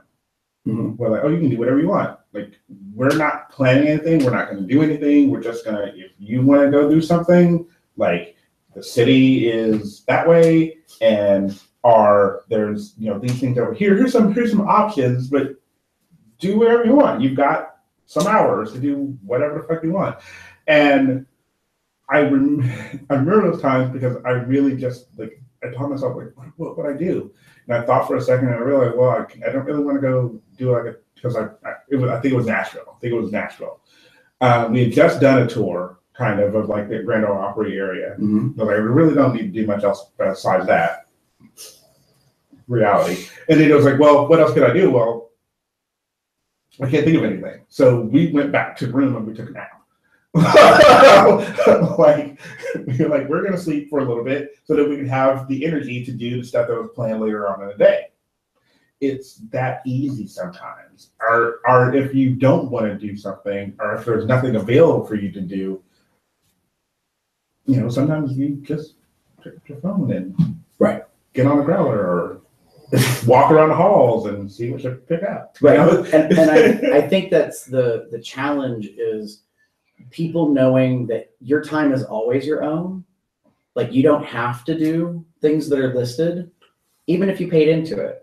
You know what I mean? Like if you paid extra for a thing, you don't have to do that. Now, as an organizer, I will say this. If you're going to back out of a commitment on something and they're kind of planning on you being there, like as a head count or anything, just let them know. Yeah. Like, you know, just, you don't have to blast it. And Lord knows it doesn't need to be a growler shout. You just, you know, just kind of give a heads up, you know, and be like, it's easier, obviously, if you know the staff or whatever. But yeah, it's kind of hard because I've never been to an event like this. I still don't understand this. People talk to me and they're like, oh, your event's so laid back because like you don't require people to do things. Nobody's requiring you to do anything. What event required? I'm so confused with this concept. I've never been to an event where it's like you feel that you are mandatory to go to something. No event does that. I'm no dead event even serious. says it's mandatory you even show up. They don't give a shit. You pay your ticket. Yeah. So show up. So none of or us can not. relate to that. I'm still on the hunt. Anybody out there that's hearing or listening to the show, if you've had an experience that you went to something and you felt that you were pressured or it was mandatory to go to something, please let me know because I'd like to understand this better. Because I don't see how that happens. Like if it does happen, I'm like, well, first of all, it's rude. Yeah. And second of all, I'm like, no offense, you didn't sign up for the armed forces. Like that's not how this works. You know, like I didn't contract my life away to be told what to do, you know, and when to do it. So I'm get confused about this idea. You must go to you must go to the bear contest. This last Midwest Bear Fest, you just said a few moments ago, you know, if you sign up for something, tell them that you're not attending. At Midwest Bear Fest during the most huggable contest, they said they had like 27 people sign up that were going to be competing. And then when we all show up, there's only like 6 of us. And I felt very weird about that. Right, and I will admit that's a little dicey when you ask people to sign up as a commitment for something and then they don't turn out. Yeah. But my experience is you should plan for that. Yeah. You should just expect, one, shit's gonna happen. So you don't know, like they might have left and had to go home for an emergency. You know, maybe they drank and partied way too much and that's why you haven't seen them for half the weekend. Because they're basically in a bed, you know, wishing they were in a hole in the ground or something, trying to recover. I don't know. Yeah. Or they got sick or ill or what have you. Or maybe they just changed their priority. Yeah. And they were kind of like, oh, there's a naked party in room I'm going to be there. You know, I mean, who knows what happens. I met somebody and we're now in a bathroom stall. Right. People like myself who get a hold of their friends and say, hey, at 2 o'clock, they've got such going on. That sounds boring. Let's go do something else together as a group. Right. And that thing takes you away and you know when they're available. Yeah. And I contact the people the next year and say, by the way, my group went and did this and we had way more fun than whatever bullshit thing you had scheduled. So you might want to consider adding that to your roster. I'm kind of I'm like, well, I'm kind of hoping you're a little more eloquent about that as opposed to being so direct, but you do you, babe. Let me just call somebody. Drew just called that shady. It was shady. No, I didn't actually tell it to them like that. But I didn't think you did. But I think that's fair, though. I think that's what people should do. I think people should make, you know, suggestions or recommendations based off of things. Like, hey, while I was at your event, I went out in the city and I did this thing, and it was a lot of fun. You should consider doing it, you know, or adding it or whatever. Totally. You know, I mean, that's how it happened for us. Hey, Evan. Hey. Good morning. Good morning. Yeah. That's snoring. Yeah. So, It's okay. Have fun. I'll be back. we were, you know, looking at things to do with our event, and so we added an escape room. We weren't originators. It had been done at other run events, but it was newer to my city, and I checked it out, and we did it, and it was a hit. From what I know, nearly 100% of the people that went and did it, they had fun, they enjoyed it. So we're making plans to bring it back again, but that's kind of how that stuff happens. They're stuck in the backyard, and the neighbor is getting the hose. There's a story behind that. Apparently, I don't know who that is. Anyway, but just I think overall, sorry, we're reading our chat messages. overall, I think most like things like Pride Night and what like events and everything else, like anything else, we've talked about this many times. It is what you make of it. Yeah. You know, I don't know how many times I have to repeat this phrase that it's not the organizer's responsibility to ensure you have fun. They just need to provide a space for you to have fun. It's your responsibility to bring it. Yeah. Like for Pride Night, for example, I normally don't go to just ride rides. I like riding rides, but I don't always go. I like to see friends. I like to see, you know, occasionally do some things. And I like going out, you know, out and seeing all the people, seeing what's going on, seeing, you know, what's new and exciting, whatever. This year, due to traffic issues, we got there a little late, and like what happened with Gary was that we ended up basically sitting down and waiting for the drag show to start. Now, my original intention, which is kind of what I ended up doing on my own, was we're going to sit for the drag show for a little while, watch the first set, and then we're going to bolt and go Rise of Rise and maybe come back. Mm-hmm. That was my original plan. Jim wasn't feeling 100%. He works at the park, by the way, and he was there all day. Mm-hmm.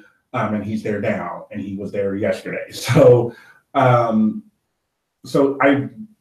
when he was like, I'm just gonna kind of sit here and because it's good to sit and do stuff, I was like, okay, well, I know what's going on there. So I excused myself from the table and I left and I went and rode a few rides because I wanted to ride some rides. And friends of ours who helped bring me there left the table pretty much immediately after they ate. And we're gonna go ride rides, and well, one of them ride rides, and one of them was just his boyfriend, and kind of was there. Right. So it all depends on what you want to make of it. The fact that the park was pretty much vacant except for us, adds a little bit of a good factor where you'll get a chance to ride rides not just once, but maybe 3-4 times. I know friends that rode Mystic Timbers 4 or 5 times. I know people that rode Diamondback 8 times in a row. Yeah. Fuck that shit. How they were upright at the end of the night is beyond me because I'm thinking your equilibrium would have been fucked. But like, if that's what you love to do, then like, and so yeah, I missed seeing some people because I was in the hall nearly the whole night because we got there and a lot of us needed to eat dinner, so we went where the food is. And, we wanted to sit down inside as opposed to like a walk-up concession or something outside. So we went, we got food, we sat down, we ate, and no sooner than we finished eating, it was going on 8. And then we found out the show's supposed to start in half an hour. Well, no offense, I don't want to try to leave to go to a ride and make it back in time. And we noticed that the hall was halfway filled. Yeah, it was getting full. And I was like, well, shit. Like, if we leave, I have a feeling we're not going to be able to get a seat or it's going to be standing room only, which it was at least for probably the first set. Yeah. And then, we've already talked about this. They, a lot of people spilled out and left. And I'm always kind of surprised by this because I'm like, if I'm there to see the show, unless the show's shitty, I usually stay to the end. But I get that, like, people were talking about the time frame and someone had said to me, maybe they could open the park earlier, like extended by an hour, if it returns as an event to make it easier. And I was like, well, what we don't know is there's a lot of factors. Like part of it could be when the public hours end versus the private hours start. Usually they're not back to back. Like my event, they want a 60-minute buffer, right? To basically, no offense, clear out the public, reset or whatever, and then, get the other group that's in. I would have a hard time trying, if I did make it to Pride Night, I would have a difficult time of deciding, do I want to watch drag queens or do I want to go on roller coasters? Because both of them to me are pretty important. Okay, no, let's go. You can probably potentially do both. I think the event is open long enough to where you can potentially do everything. Most things, the event goes from 6 till midnight, so you have 6 hours. To ride, yeah. To ride rides, to eat dinner, to socialize with friends. Oh yeah, in that case, I would have prioritized and been like, I'm gonna eat a hot dog on my way to this roller coaster. Yeah. So, but a lot of it is about timing piece. Like in order to take advantage of that, if you want to do it right, let's say they repeat it again next year, no time change stuff. You have to probably get there at 5 o'clock to be ready because the gates open at 5 to get into the park about 5:30. And then I don't know if the food stuff starts at 6 or if it's available at 5 o'clock hour. They probably have it available right around the time the park opens. If they have it available around 5 o'clock, you could jump that piece ahead and start eating soon, and then at least put a little something in your stomach if you have to, although you're about to ride, so. Yeah. And then if you know that the show's going to start at like say 8:30 or 8 o'clock, then you can decide, all right, I've got till 7:30 to like get certain things, off my list or whatever. And you then said there's only like 3,400 people there, then you have no problem getting on rides. Yeah, certain rides. You're talking less 10-minute wait for things. Unless the ride's like super, like Mystic Timbers, I was a little surprised that so many people made it on it because it's the newest ride at the park. Right. And like Banshee last year or 2 years ago when the last time I went was 2 years ago.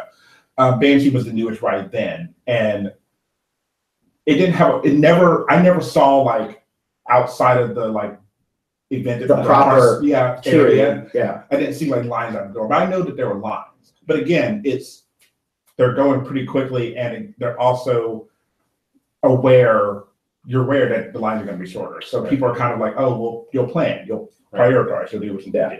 So I think that what it really comes down to is planning. You have to think ahead. So then the thing is, the show is basically a 2-hour commitment. It started at 8:30, it wrapped up about 10:30, and the park closes at midnight. Now, if you decide to do the You still got photography, time left. if you decide to do the photo op, then you have to go get in the big ass line, which the photography is free. You don't have to pay to have your picture taken. You know, they have a guy they hire as a professional. They have the step and repeat backdrop with has like Kings Island 1,000 times in the background. Plug. You know, and then they take the pictures, which each picture takes 2 minutes, you know, minute and a half, whatever, get in, pose, blah, da, da, and then you keep moving on. They don't charge, although they do say we would like a donation. It goes to the center, you know, blah, blah, blah. So you do that. So, you know, like we weren't wrapping up in there and saying goodbye to one of the performers until close to what, 11:15. Yeah. And then by then it's like, well, the park's about to close. So it's like, well, what do you want to do? You know, so some of us, we went and got ice cream or whatever, and just kind of hung around and bullshit. So, you know, yeah, no Jenny's there. So yeah, it was like, oh, like, so in a way, I know some people were like, you know, I can't believe I spent that much money for whatever. So I'm thinking to myself, yeah, I spent basically $40 to go see a 2-hour-long drag show, which had 2 RuPaul performers in it. $20 an hour? Right, and I saw the 2 RuPaul performers do 4 songs each. So, like, when we break it down and we do the numbers, we said what it was like 20 numbers in 2 hours. Yeah. That's not a lot. Like, I mean, like because they did keep it moving, so it's not like a lot of bars, I feel, where this is the drag show that never ends. I talked to Evan about this before. I'm like, when you go to an escape room, it's $30 off the bat. Yeah. You are basically paying $30 an hour for entertainment. It is no different than going to a Broadway show where they're paying $65 for a ticket for your seat. Mm-hmm. The show is 2 hours, $30 an hour. What you have to ask yourself is, how much is my time worth, and what am I willing to spend for entertainment? The thing I do was like everything I loved. It was it's on What Not to Wear, that TV show that was on there. And one of the things they always talk about is like cost per wear. Like, why would you spend like $100 or $200 on a shirt?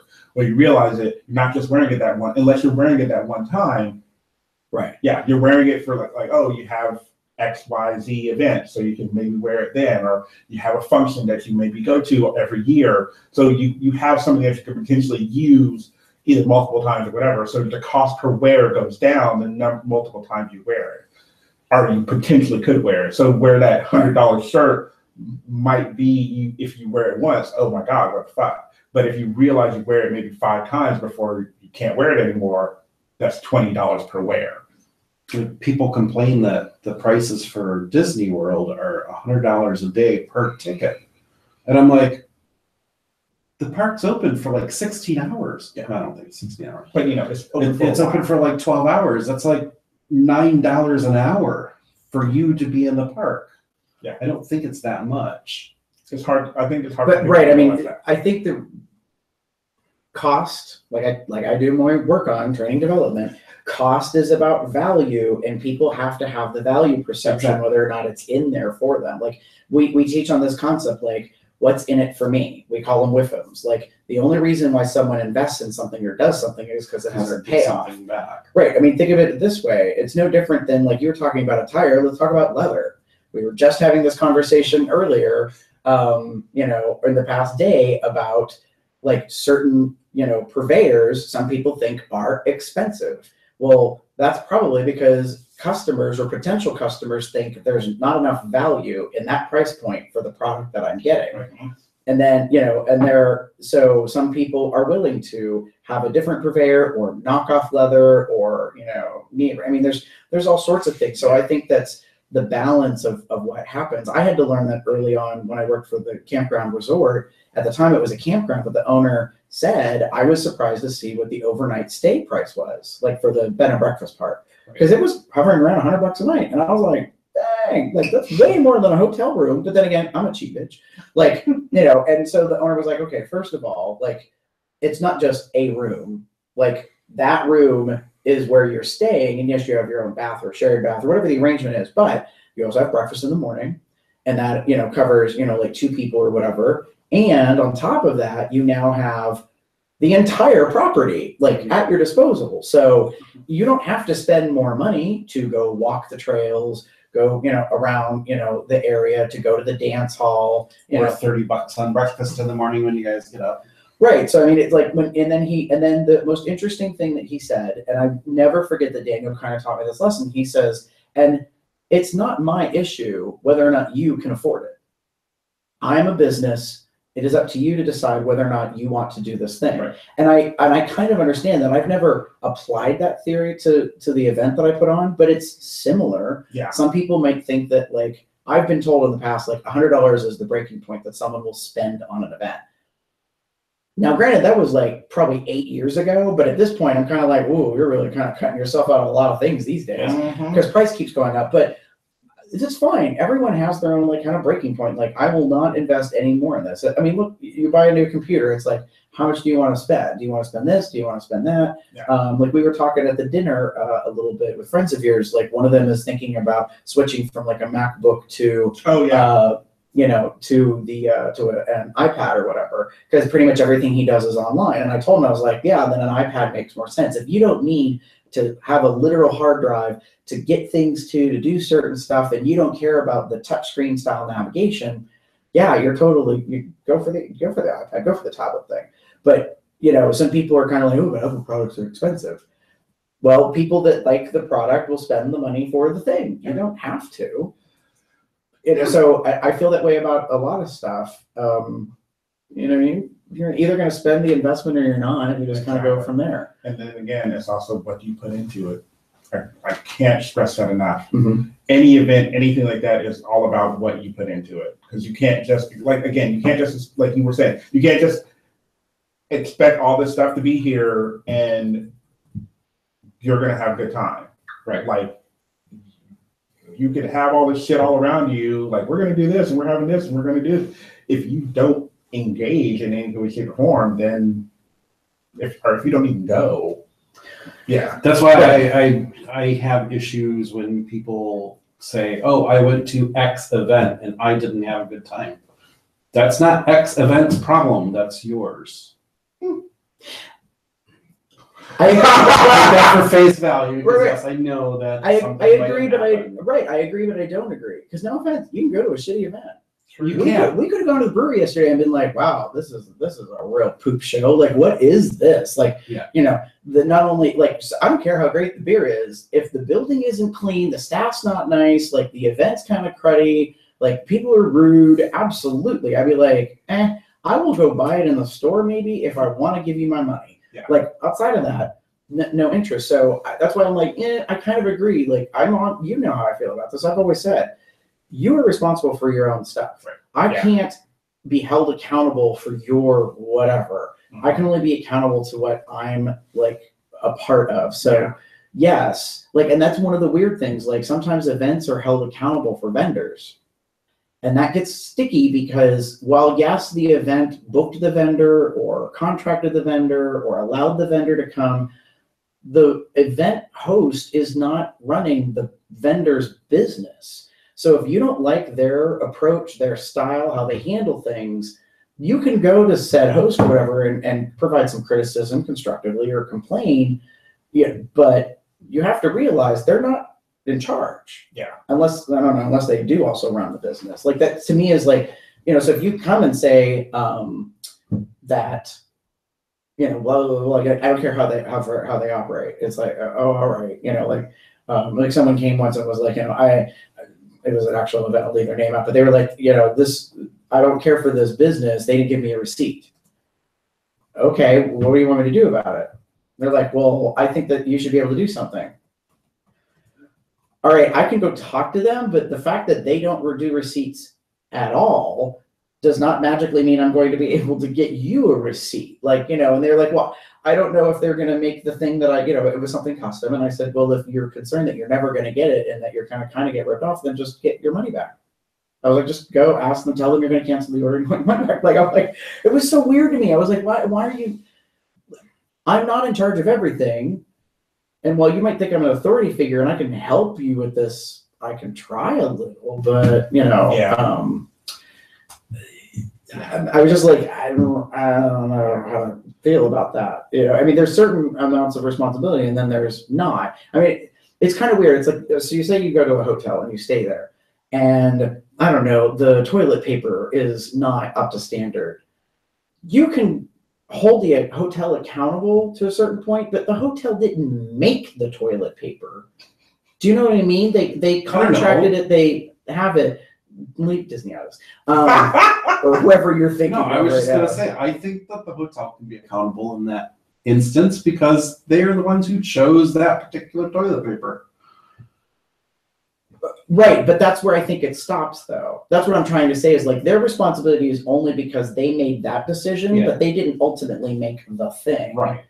You know, like I think that's where people kind of get a little odd about where they see things lining up. They think, oh, because you did this, you're absolutely, responsible, or you should step up or whatever. And I'm kind of like, no, like not everybody is a Disney where like they practically do every aspect of anything, which isn't true. To ride into Disney from the parking lot into the park, Disney may maintain those vehicles, but Disney didn't build those vehicles. Right. They didn't make the rubber tires. You know what I mean? It's just, and that's where I'm kind of like, I don't know why people sometimes feel that, well, it kind of goes back to my earlier statement. I realize I've been on the soapbox. It's about whether or not people have relative awareness. Yeah.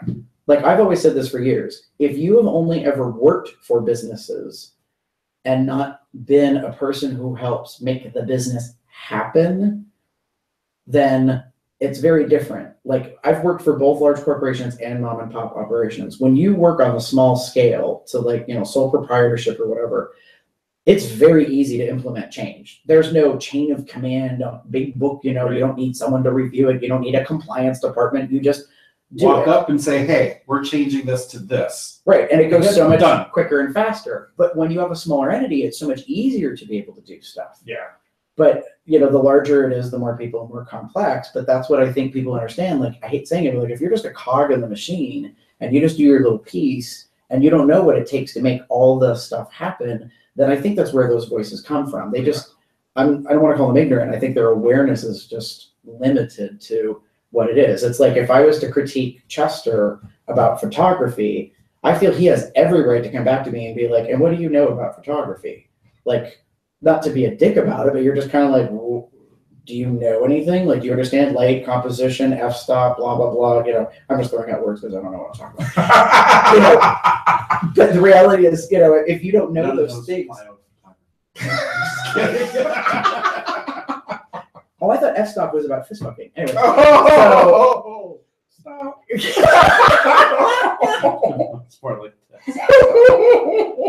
Wait, what? 3. One is a stop? I don't know. Who has a slot? I don't understand this. I Because I was understand putting my fingers out like 3. F3, F4. That's what he was really. Oh. Wait, so this is f-stop? Anyway. And for anybody who's like watching the video, they just completely like, wow, that was like right turn at Albuquerque Looney Tunes moment. Like we're talking about photography and suddenly we were talking about fist fucking. There you go. All right. So that being said, I think we're going to wrap up the show and that way, despite all the technical difficulties in starting it in the very beginning. So we apologize about that. When we're on the road, we're using different equipment and different setups, so that becomes once in a while it becomes a bit of a cluster. It's okay. We're good now. So because we're on the road, we don't have our closing topic stuff. There's no Tumblr or links or any of that kind of thing. We'll resume that for our next show. That being said, are we ready to run through the drill? Sure. That kind of wraps things up so we don't get yelled at. If you would like to get in touch with us or watch other episodes or antics or listen to things, you can go to cubsoutloud.com. If you want to get in touch with us, you can reach out literally, physically, in presence and touch us. Get consent first, or you can send us an email. It's cubsoutloud@gmail.com. If you are on the socials, you can go to facebook.com/cubsoutloud, twitter.com/cubsoutloud, Google Plus is google.com/+cubsoutloud. You can go to Bear Underground, the official Bear social website community. For that, you can also rank us on your various podcast applications. You can go to iTunes and rate us. You can leave a feedback comment. We appreciate it. Stitcher Radio, you can give us a thumbs up. If you want to get in touch with any of us, those of us that are here presently, I'll run through first. I'm GareBear73 online. That's GARBEAR73. You can find me as TheaterCup79 on Bear Underground, Growler, Tumblr, Net, etc. Or you can find me as pup_umber on Twitter. You can find me on Tumblr or Twitter under the name of the pup up there, or the back rooms of beer brew houses being fruity and bitter, Oh. or various beer Inside sites across the net under the name Pup Shutter or Cupcake 76. Do you know how long that's been in my head? Oh wow, I take it. Since yesterday, So apparently. real quick, why don't you tell them why I said that? All right, before we sign off, yesterday we went to the beer place for the beer tour, and there was a beer actually named Chester. And so most places you can get a taste, which is like a half ounce or an ounce of volume, and you can taste whatever it is before you decide to purchase like a pint or whatever. So I'm standing at the bar, Chester's to my right, and I said to the young lady, the bartender, I said, "Can I try the Chester?" She said, "Sure." She delivers it and she hands it to me, and this one says, "Oh, you're gonna taste me?" To be fair, I leaned right up into you as you get it right to your lips. And that's when I said it. So to Chester, it was a private comment of snark to me, which may have had some like ulterior motives on like the brown chicken, brown cow side. I'm not really sure. Point is, then I taste it, and then I was like, "Oh, it is just like you. It's fruity and bitter." Damn. Boom! But I say that out loud, so everybody around me hears it. Drew hears it. The female bartender hears it. Chester hears it, and yeah. So Yeah, it was quite funny. that's what that shady dig was now, just in our closing comments. All right. Well, with that, Yeah. So I guess that's it. yeah, that's everything. Say goodnight, everybody. Good night, everybody. Good night, everyone. Have a good. Good night, Evan. Have a good one, y'all. You already been sleeping.